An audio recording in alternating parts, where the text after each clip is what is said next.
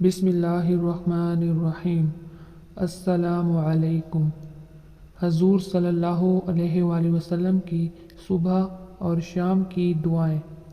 حضور صلی اللہ علیہ وآلہ وسلم صبح شام اللہ کے جو اذکار کرتے تھے وہ یہ ہیں۔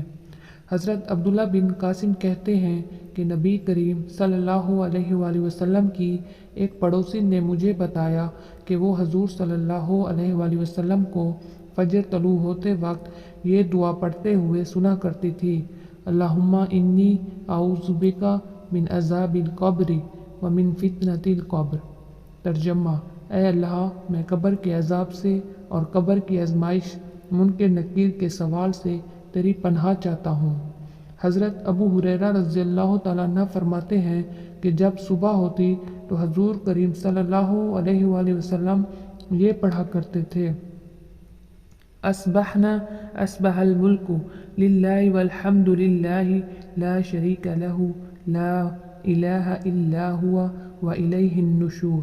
ترجمہ: ہم نے اور تمام ملک نے اللہ کی عبادت اور اطاعت کے لیے صبح کی، اور تمام تعریفیں اللہ کے لیے ہیں اور اس کا کوئی شریک نہیں، اس کے سوا کوئی معبود نہیں، اسی کے پاس موت کے بعد اٹھایا جانا ہے۔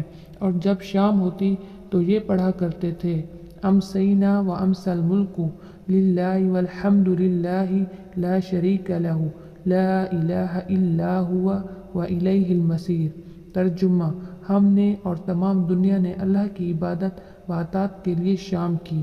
حضرت عبد الرحمن بن ابزہ رضی اللہ تعالیٰ عنہ فرماتے ہیں کہ نبی کریم صلی اللہ علیہ وآلہ وسلم صبح شام یہ دعا پڑھا کرتے تھے: اصبحنا علی ملۃ الاسلام او امسینا علی فطرۃ الاسلام وعلی کلمۃ الاخلاص وعلی دین محمد صلی اللہ علیہ وسلم ملۃ ابینا ابراہیم حنیفا مسلما ما کان من المشرکین۔ ہم نے ملت اسلام پر، اسلامی فطرت پر، کلمہ اخلاص پر اور اپنے نبی حضرت محمد صلی اللہ علیہ وسلم کے دین پر اور اپنے باپ حضرت ابراہیم علیہ السلام کی ملت پر صبح کی اور شام کی۔ حضرت ابراہیم سب سے یکسو ہو کر ایک اللہ کے ہو گئے تھے اور وہ مسلمان تھے اور مشرکوں میں سے نہیں تھے۔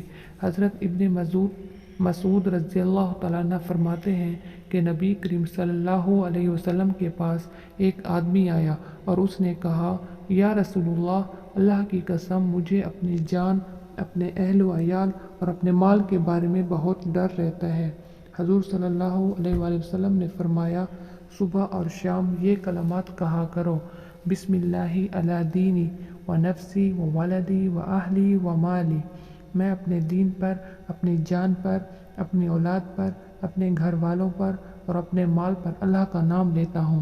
اس آدمی نے یہ کلمات کہنا شروع کر دیے، پھر حضور کریم صلی اللہ علیہ وسلم کی خدمت میں آیا۔